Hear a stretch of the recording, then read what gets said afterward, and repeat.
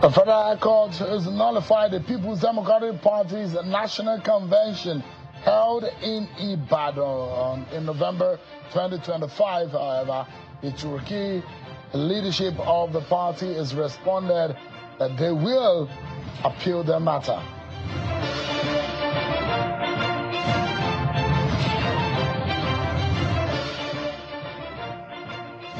And the usage of River State Stadium has generated controversy and tension between the FCT minister and the Fubara-led state government.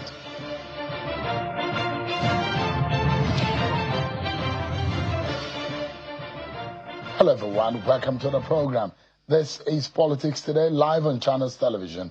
I am Sean Kimale right here in Abuja. Let's tell you about the FCT workers' strike, which is getting some kind of development by the day. We now know that the Minister of the Federal Capital Territory, Sowunmi, has applied for a National Industrial Court order to commit the striking workers of the Federal Capital Territory administration to prison over the alleged disobedience of the court order. Mr. Wike's alleged disobedience by the workers arose from resumption of the strike despite an order of the court issued on the 27th of January 2026, stopping the strike until the determination of the suit instituted against them by the FCT minister. The FCT minister has obtained Form 48, a legal document of the court which spells out the consequences of violating the order of court to be served on the striking workers. So much to tell you about what is now going on between Mr. Sowunmi and Governor Siminalayi Fubara over the application or the intention to use a stadium in Port Harcourt, and the government has reacted. Well, Mr. Wike has said to the point that they will gain entrance forcibly if that is the case to hold a rally, and the state government says we are not stopping you from holding the rally. We'll be getting more details on that after we've served you with your political roundup stories.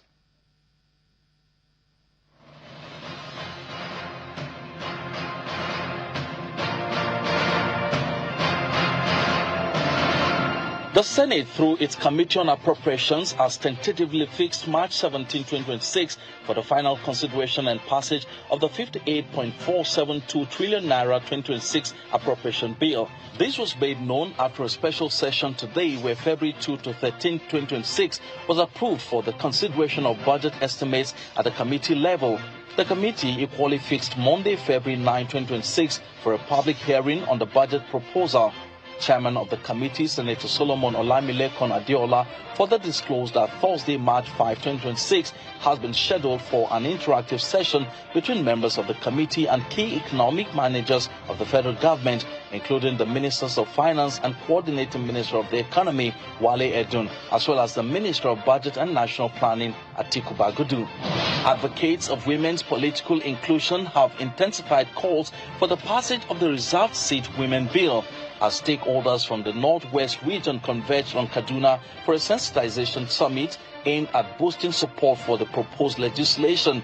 Speaking at the event, the governor of Kaduna State, Ubasani, describes the reservation of constitutional seats for women in legislative assemblies as a critical step towards inclusive governance and national development, noting that the underrepresentation of women in elective offices does not reflect their demography and voting strength. The Deputy Governor of Edo State, Dennis Idahosa, has pledged his loyalty and support to Governor Monday Okpebolo, insisting that it cannot be used against the governor and people of Edo State. Deputy Governor Idahosa made a pledge during the inauguration of the Renewed Hope Ambassadors for Asiwaju 2027 held in Benin City, the state capital, on Friday. He assured the governor that together they will achieve his goal of securing the state for President Bola Tinubu's re-election bid. The Defense Headquarters has announced plans to work with other federal government agencies to trace and curb the use of drones by terrorists. Addressing a news conference in Abuja, the Director of Defense Media Operations, Major General Michael Onoja, says in recent months, terrorists operating in the northeast have increasingly deployed sophisticated drones in attacks on civilians and security personnel, escalating concerns over the evolving tactics of the insurgents. General Onoja, however, disclosed that measures are being taken in collaboration with relevant agencies to identify the sources of the drones and stop their deployment by non-state actors. Some indigenes and residents of the nation's territory have strongly condemned ongoing calls for the removal of the Minister of the Federal Capital Territory, Nyesom Wike, urging President Bola Tinubu to disregard such demands. The group, led by Princess Ajibola, applauded the visible transformation of Abuja since the minister assumed office, highlighting renewed momentum in infrastructure development, urban renewal, and governance.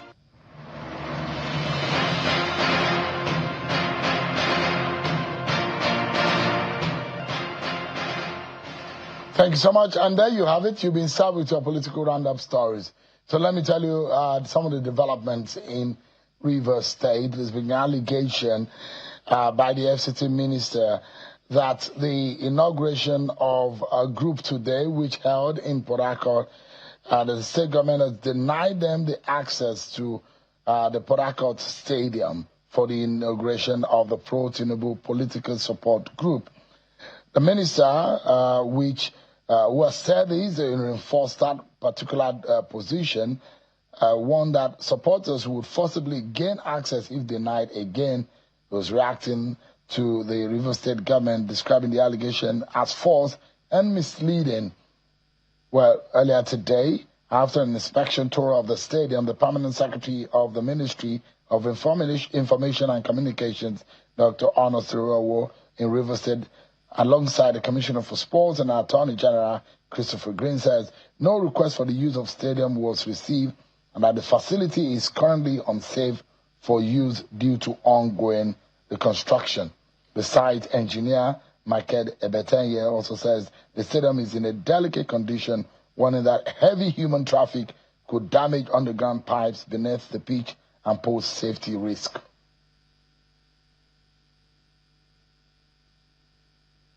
All right, then, let's tell you about what has been a major story politically speaking, and it's about the People's Democratic Party. I'll take you to the courtroom in Ibadan, where Justice Uche Agoma of the Federal High Court Ibadan in Oyo State has nullified the People's Democratic Party's National Convention, which held in Ibadan in November 2025. The Tanimu Turaki group of the PDP had earlier filed a suit number FHC/1IB/CS/121/2025 seeking recognition of the convention held in Ibadan, Oyo State, on November 15, 2025, and validation of the National Working Committee that emerged at the convention.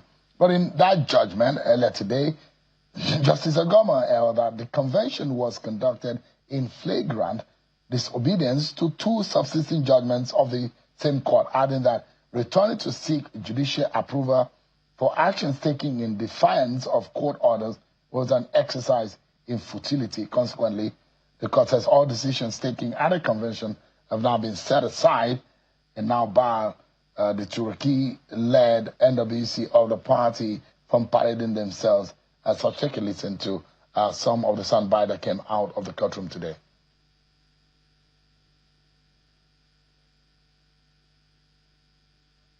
The court came out strongly to say that that convention was null and void because it was conducted in flagrant disobedience of two judgments of this same Federal High Court, and to come back to taunt the same court by asking the court to approve what you did was just an exercise in futility. So that convention is gone. In addition, the court nullified all the decisions that were taken at that convention. So the so-called, will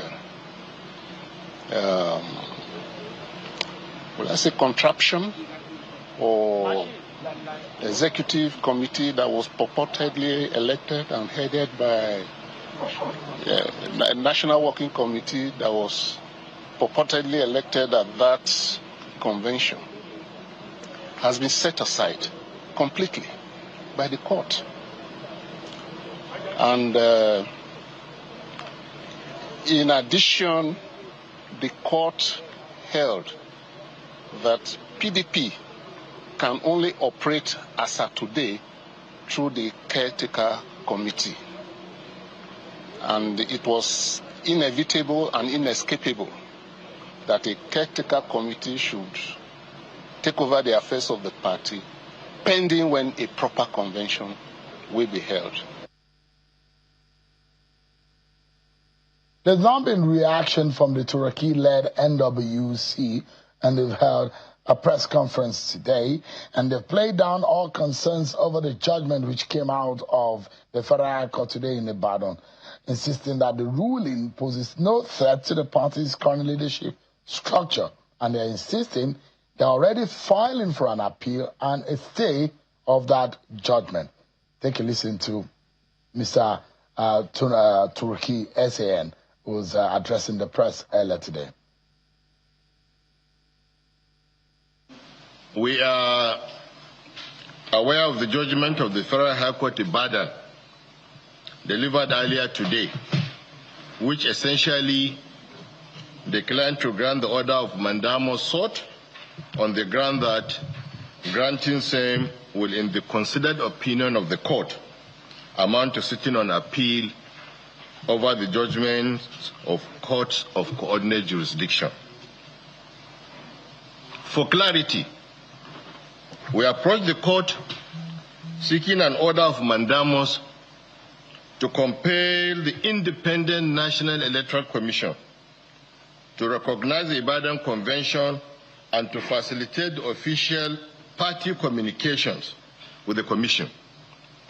In the course of the proceedings, some former members of our party who had earlier been expelled applied to be joined and were so joined by the order of the court.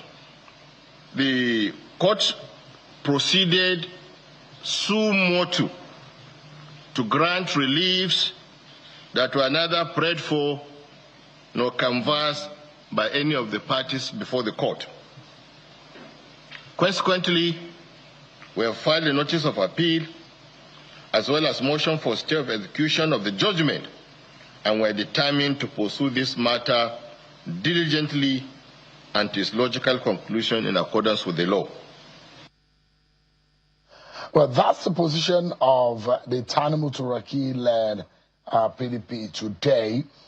Well, the bigger question is about the implication. Yes, you can argue about what was prayed in the court today, but the court has given its own position to the extent that if it goes on appeal and it's sustained or it's been nullified or it's been ruled out, what is the future of the PDP? Don't forget that elections of 2027 and all these processes are fast approaching. The FCT elections is coming, the Osun election is coming, the Ekiti elections are coming. All of these processes, we need the party to put its own house in order. And beyond that, it's supposed to be one of Nigeria's major opposition party, or wither the soul of the PDP. Let's talk about the PDP, opposition politics, and the way forward from here. Mr. Segun Sowunmi is a member of the PDP. He's also floated another political interest group, which he says is supposed to concentrate and ensure that Nigerians come together ahead of the election season. Sowunmi, thanks so much indeed for joining us tonight. Thank you for having me, Sean. Were you in Ibadan? No. So, for this kind of reason was why you were not in Ibadan? You know, God. When we were going to Ibadan, there was first the Omotosho judgment. I held my breath that Lifu would have given us 1-1. But ironically, just before we got into Ibadan, Lifu's judgment came and said, don't go. So it was clear to me that you can't have two subsisting court judgments on federal high courts and then you go ahead and insist that in your very familiar recidivist fashion, you are going to carry it out. Of course, people will have to wait, because once you carry it out, the next thing is they run back to the court. They burden the court with what any sane person knows should have just been stopped. You cure yourself of the issues, and you go ahead and do your convention. No court will stop you. Now we have gone all the way. Look at how many months we've lost. We don't have candidates in Ekiti. We don't have candidates in Osun. We don't have candidates in FCT. Okay, they went to Ibadan, hoping that they can compel the court to help them cure their content. The court said, in very clear and final note, no, you can't. I don't recognize you. What you did is correct. It's not right.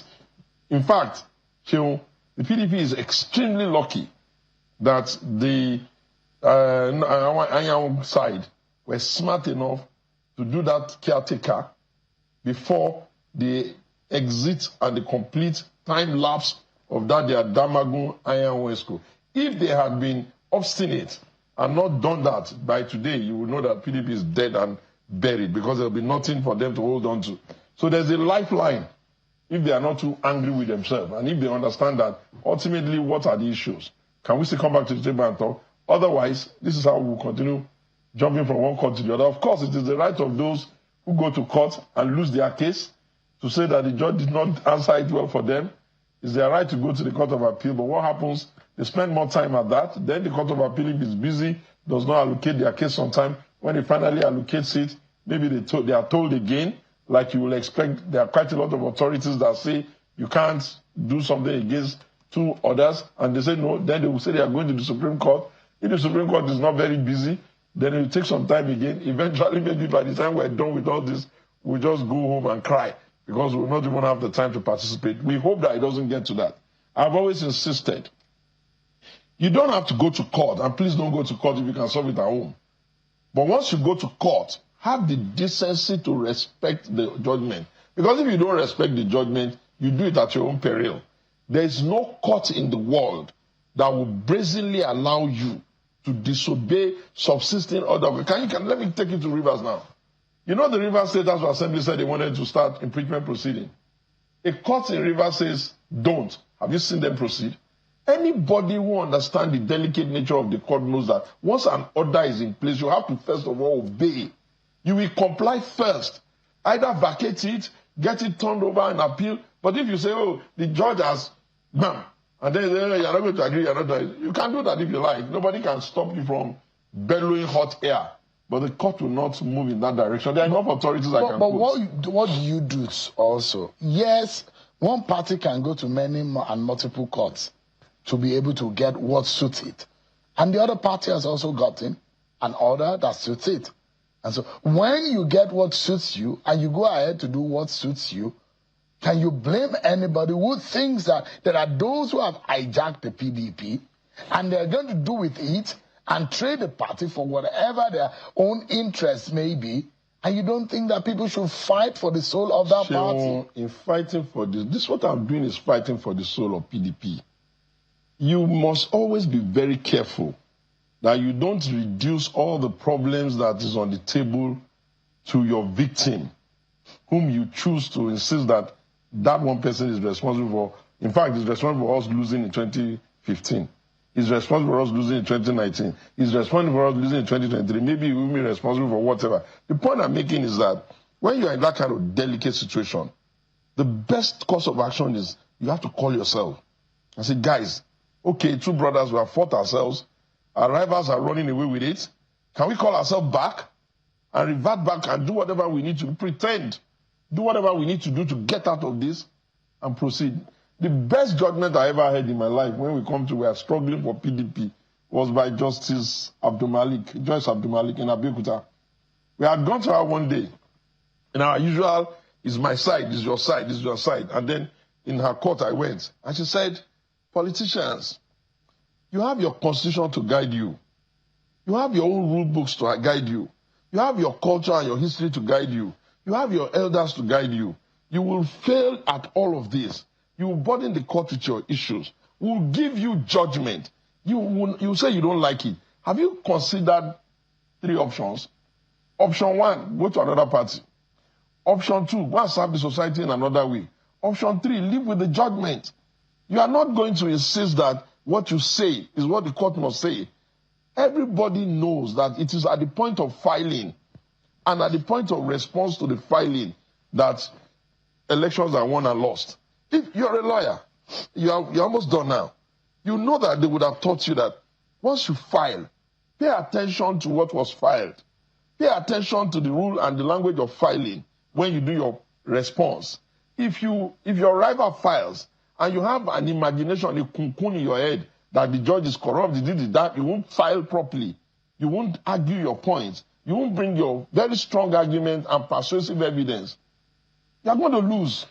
Then when you lose, you come and start saying the judge is corrupt. How do you then react to the position by the Turkey? And you heard him, Tanimo Turkey, who said, there are positions of the court today, the judgment of the court to the extent that there are prayers that were not brought before the court. And the court actually... Luckily, Tanimo is an SCA, a very senior member of the profession. He knows that, yes, that may be the ground he wants to go on his appeal, but it will not invalidate the judgment until an appeal comes. Do you get? If a judge says, don't do something, you may have good reasons to think that, why would you even say that? But you can't proceed until you... But what do you then do? I mean, if you blame those... I'm not blaming anybody. Because the question is that there are those who believe that, one, they may not be able to believe in the court because they think that the court has been compromised. By who? Secondly, just for a moment, secondly, they also believe that, look, in whatever case may be, there are those who think that they're using the court to manipulate and take over the party and use it for their selfish reason. And those who say, and a lot of them have left the PDP, the articles of the Tambuas of this world, they've abandoned the PDP. And there are those who are staying behind who say, we will continue to fight for the soul of the party. And those who want to use the PDP for ulterior and personal and selfish reasons, we will not let it stand. Okay, so let me ask you, why do you believe them and disbelieve their rivals? What concrete evidence do you have to prove to yourself that they are right and their rival is wrong? You can't sit in judgment on that, can you? The heart of man is so corrupt you cannot know it. So the next best thing society has created for itself, once you can't do reconciliation, is the courts. And you must painstakingly canvass and advocate the respect to the rule of law. You know why? The next alternative is force, self-help. Do they even have the capability to engage in that? Can we say, practically speaking, logistically, operation-wise, PDP is in a comatose. PDP is in the morgue. Is waiting to be revived. If it's revived, yes. Because as it stands today, there are 3 imminent elections that the PDP will not be able to participate. In that sense, the party is in coma and cannot be able to do anything. You will recall how long I was here, sometimes back, maybe about a year or 2 ago. And I was saying I want to be chairman. It was because I know that essentially the major issue of PDP is reform. The problem of the PDP is not pointing an accusing finger at one person, insisting that one person has caused it, others are saying one person is the devil. You need to look at the process you're running and ask yourself, why is it possible?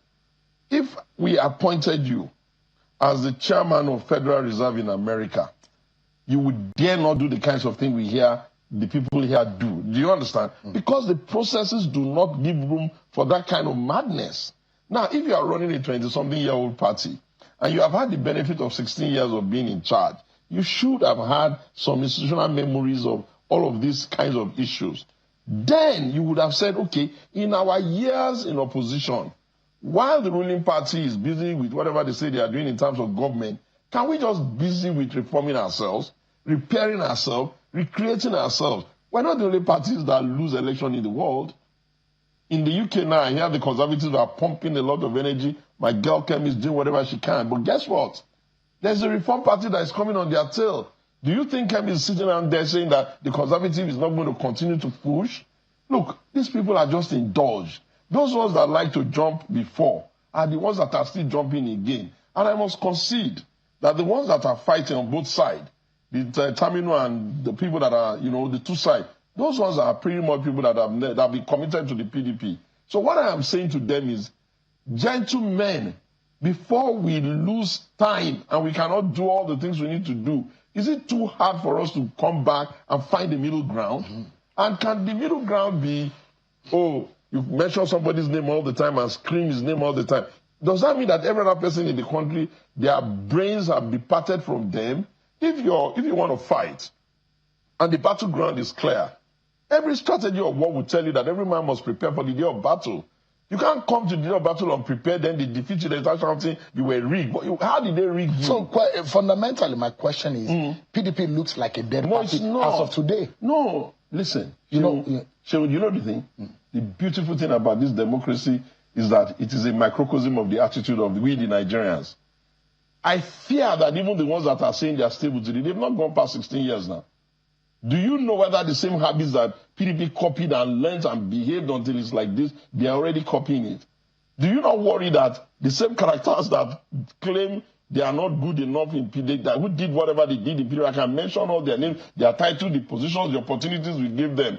They are suddenly the messiahs that are going to go and create a new order with their same habits. So the point I'm making is that democracy goes through some period of evolution. Political parties are not immune from the issues in the country. The PDP just needs to settle itself down. How does it do that? Very simple. Call themselves back to the table. Who will do that? Anybody can. I will help them if they are willing. As about this time, I can tell you, nobody, not even the wicked they like to blame, can tell me he's going to be a happy man if PDP dies. You know why? I've never seen him so weak in my life. When he was in opposition and he was fighting Buhari, do you know the kind of energy and gusto he used to fight? Suddenly now he's somebody that people know. See, nobody profits when there's no alternative. So Wike is weak now that PDP is weak. He may not know. He may not have settled down to think about it very, very well. All that needs to happen is for maybe the president to wake up in the morning and take a sledgehammer, probably remove him, throw him to the dogs of EFCC, and that's it. Who's going to rescue him? But if the PDP is alive and strong, then his value, whatever that value may be, still makes sense.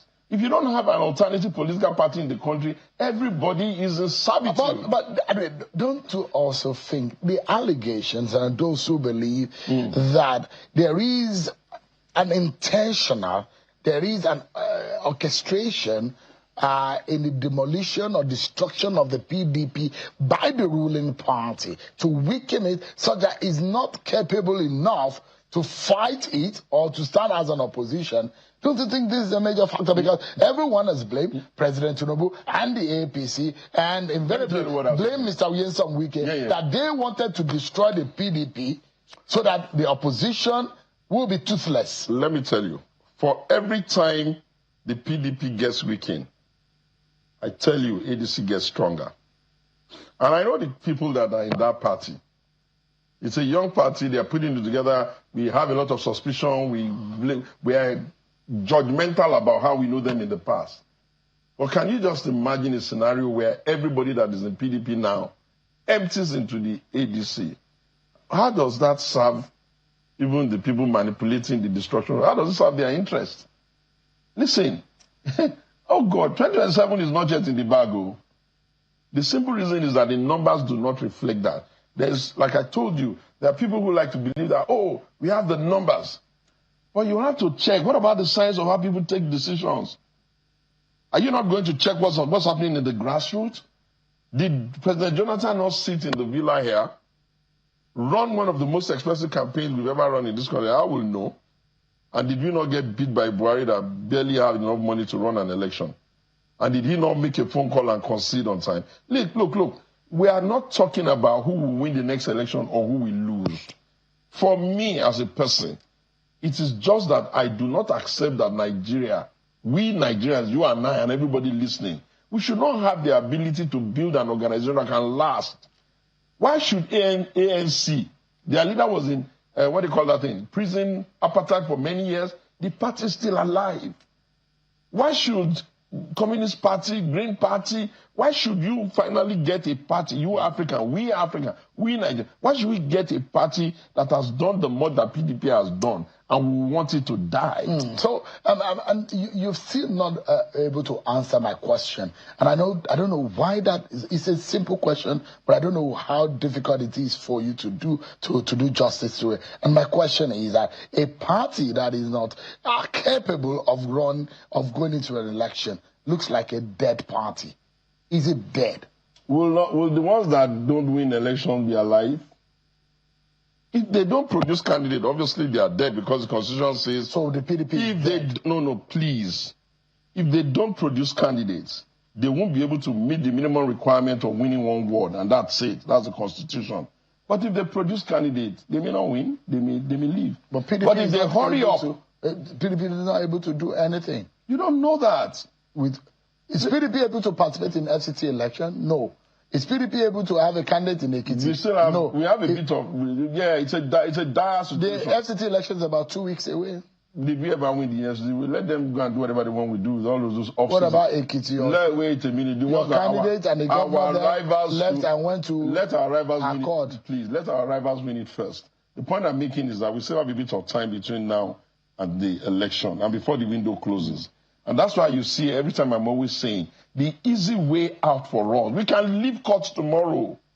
We can tell us, okay, enough, court. We go file all the applications, we remove all our cases in court and come back. One will imagine that the kind of people that will do that kind of job, all of them have left the PDP. Who told you? Listen, the conscience of the party. Vacuum creates the greats of the PDP, all of them have left. Vacuum creates the opportunity for new stars.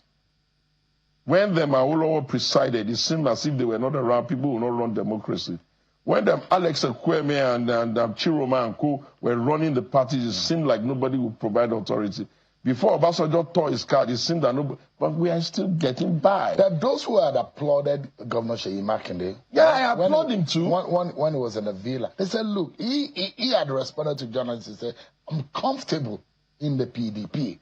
And he had said that once upon a time, the past government, governors were able to speak their mind freely, but here they're not able to do so. Okay, and he said that he's not going. That's fine. Everybody who sees any governor go to the villa, thinks that they are orchestrating how they will cross. But he says he's comfortable in the PDP. Okay, let me stand behind one lion rather than be with a lot of scallywags.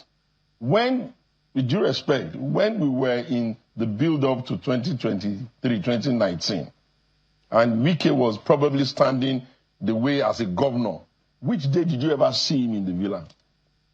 You think they wouldn't have had reasons to invite him, he won't have something to say? He made sure that the lines between the PDP leadership and the villa people, which was even Buhari, a former general, who is probably more feared, will not cross. Okay, tell me, Sheyi goes there and smiles and gives us one story. Then Fauci tells us another story. Look, like I said, I'd rather be with a lion who can fight than be with a bunch of scallywags who can't even write a proper case in front of the court to win. You see, when you must manage the technicalities and the practicality of politics, you have to know. If you don't know how to do it, concede, accept that, okay, some other people are better than you. Everybody has their time. Maybe the word dead is not the right word to use for the PD. Maybe it's in comatose. Which one is not in comatose? Which of the parties are not there? The Labour Party has a case in court. NNPP has a case in court. I'm sure even ADC has a case in court. See, these are unusual times. And they are able to go to election. But PDP is not able to. Of course, how would you go to election when the people that were told don't proceed with this convention, which is just a matter of days? On behalf of your party, listen, just a moment. So what would have happened? What would have happened if they had sold form to Sule Lamido? Was Sule Lamido going to truly win them in that thing? They chose to be recalcitrant and recidivist. Let me, on behalf of your party, and I'll do this for free. Thank you. We are looking for political medical doctors. There is a certain political party that they say that is the greatest political party out of Africa that is now brain dead. We need medical, political doctors that will wake it up. But after the break, we'll be finding that doctor If they cannot get, maybe we go to America or the UK to get one. Chief Segun Sowunmi. Oh, come on. I got a degree in sarcasm. Okay. But when we come back from the break, seriously speaking, PDP is in trouble. But how do we get it out of this trouble? We need opposition, our opposition, to be able to stand up to the ruling party. But we need people that will do that job. Serious politicians are that. We'll be right back after this break.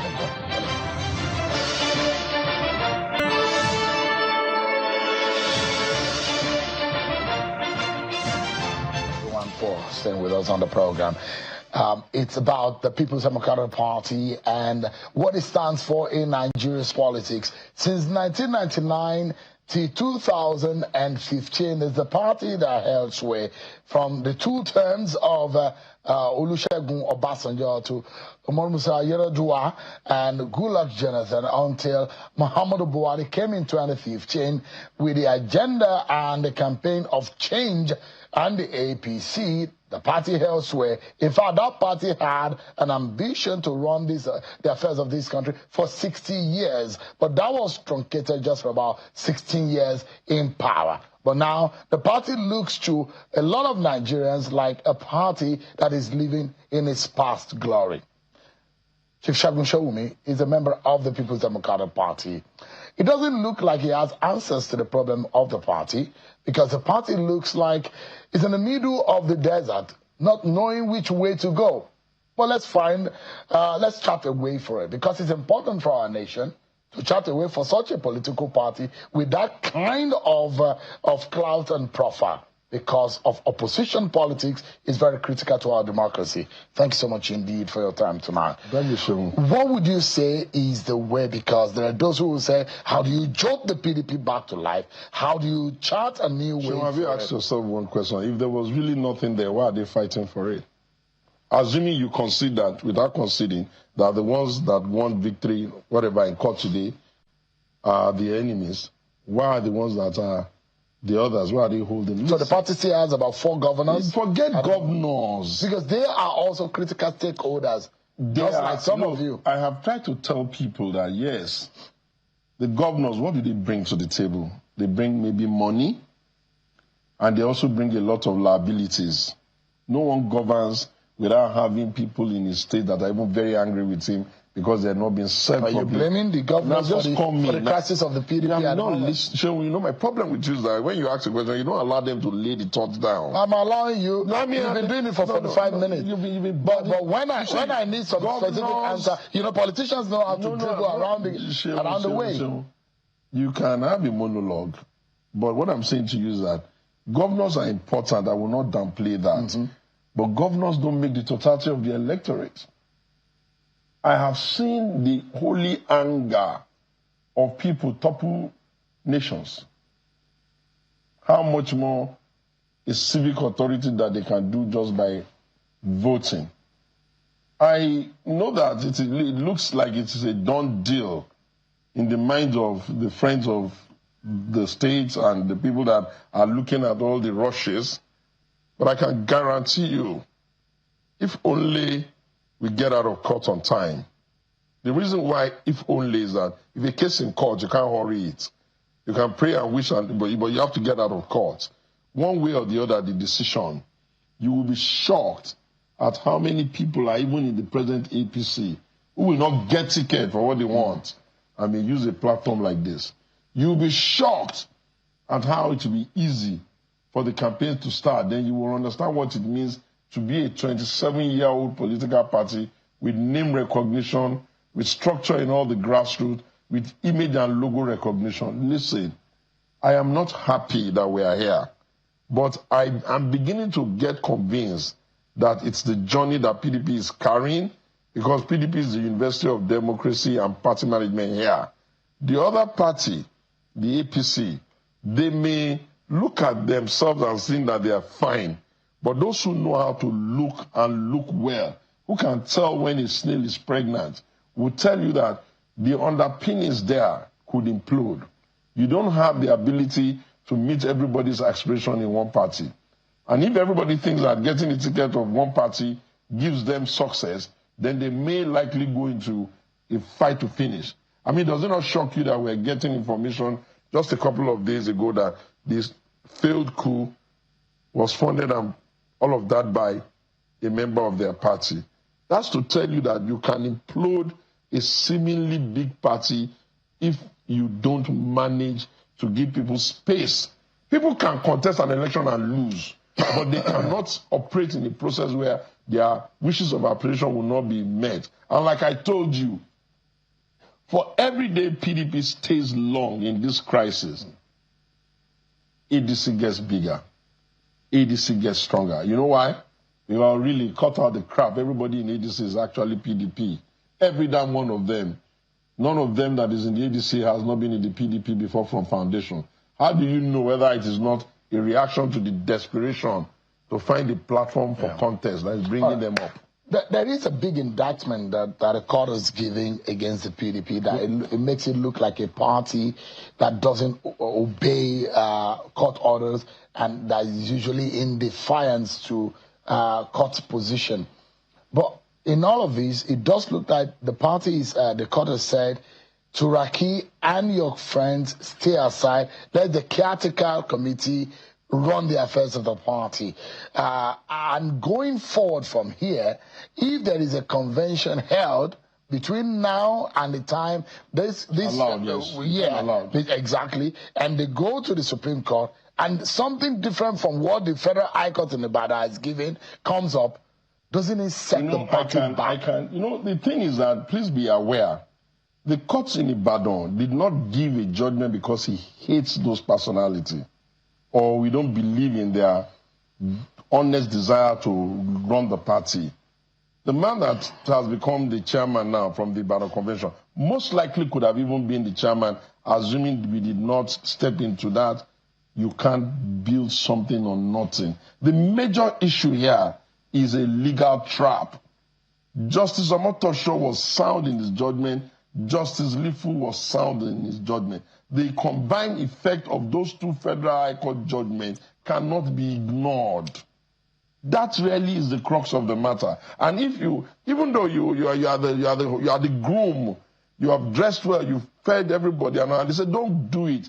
What does it cost you to just wait a few more days? What? Would we have, with the people fighting, let's just put it that way, the iron side, would they have allowed PDP to get to the end of the tenure without some arrangement? That's not who we are. Never mind that we're in court. We are a people that can easily call a meeting. We do what they call a unity list. No, we do the horse trading. You go and be this, and then we just move on. But I have recommended something better, and I've been screaming it since 2015. You cannot cure and reform a party with the consciousness with which you created the problem. I can't steal the responsibility of managing them. I can only keep advocating and saying. Let's be practical now. Who again is in the party presently? One of the are there any elder in the party? Why do you need elders? Don't orphans live in this world? Have you not heard stories of orphans who ended up being lawgivers? I'm imagining the kind of character that can sit in the room. There's me. There's Bukola Saraki. Can you speak to the governors and speak at the same time to Samuel Ayan? Hold on a minute. And they will listen. They listen. They just like to think that they want to win alone. That's what I've been trying to show them. You can't win alone. Winning 100% alone is zero. And you think it can cure the problem of the party? You see, any matter that is designed by man can also be solved by man. If the party were just to come out of court, and then we decided that, okay, for want of any, go and beg Bukola or lie on the ground, cry, whatever, say, okay, dude, come and manage this process till we get to convention, you really think we won't be able to find something? And what happens if you go back to our state structures? And then they say tomorrow morning we can file our candidates in Osun, we can file our candidates. Those are a bit late now. Do you think we didn't do primaries there? You think we didn't have strong candidates? You think we didn't have Oluyede there? You think we didn't have Jackson Deleke in our party, except for these complications? Do you think that Jackson is easy to beat even in Osun now? Maybe the president and his people are bragging and bluffing. Let's get to Osun. If Jackson beats them, and he will beat them, that would have still been PDP that has won. every vote that ADC will get, it will still be the directive principle and the spirit of PDP that have defeated them. Okay. Have they gotten to the election? Why are you making it seem as if they've won an election that we've not even done? Wait until let's insist on a free, fair, and transparent election and see whether it will be that easy. Let me ask you, I see that a few days ago, you floated a new political front. No, just you see, I created a platform for us to be having this kind of dialogue. I wanted us to be able to do analysis. I wanted us to be able to look at the country and say, okay, this one, they are doing it well. This one, they are not doing it well. I wanted us to reduce being the ones that are shaming ourselves and shaming our country. I wanted us to push in the direction of what is good and pull back in the direction of what is bad. And I knew that with all of the crisis in the PDP, could I have been really happy doing it like that? So I created a way for us to go back to the electorate, ask them to come out and vote, ask them to respect and participate in party, ask them to take it serious because it's serious, and then tell them that when the time is right, we'll direct and see. It's not an easy job. Do a lot of massive reorientation because you know why? Nigerians love to complain. You have 90 million potential registered voters. The last election, the man that won, the president, with due respect, got 8-something million. How can 90 million people be sleeping on the day of election when our lives are at stake? But let me ask you. Ask me. In the run-up to the 2027 elections, and we've seen a lot of narratives and a lot of debates that have come up. Faith-based conversations, ethnic-based conversations, governance-based conversation, and issue-based conversation, ideology-based conversation. And in all what we see, the personalities are ones that are not surprising because they are the ones that are existing. How do you imagine that 2027 race would look like? I think that, with due respect, it's almost looking like truly you have to now work double harder to beat the incumbent. But the incumbent looking very strong. You know, the thing about a social scientist or even a physical scientist or a mathematician is that we deal in practicalities of what we see. I can't accept that he's weak. The incumbent? No. Do I look like people who just talk rubbish? I can't accept, he's not weak. I saw the thing that happened in Port Harcourt today. That's a lot of energy. But I know that if we stimulated ourselves well and maybe they frustrated the incumbent governor, we can double down and even bring more people. I've seen what has happened in Kano, that the governor has gone there. But I know that if we stimulated, the governor has gone to them. But I know that if we stimulated ourselves well, with Kwankwanso and a few others, we can stimulate a lot of holy anger there. You see, there's always a way to win and there's always a way to lose. The fight is in the dog. If you have somebody that wants to fight, and you know where to put the narrative and how to do what you call baseline movement of people until you have, you know what they call the final line being very strong. Because there are those who have described scientifically, those who describe ruling parties as giants with the legs of clay. Exactly. A lot of the times they are big and big for nothing. Totally. And the euphoria and they get carried away by the resources, by the clouds, by the noise. But in the real sense of it, they do not have. It's like the Goliath in the field of play against a David with just a little catapult and few stones. Can I tell you something? Is this what the ruling party is looking like? Can I tell you something? I've looked at the scenarios well because I'm interested.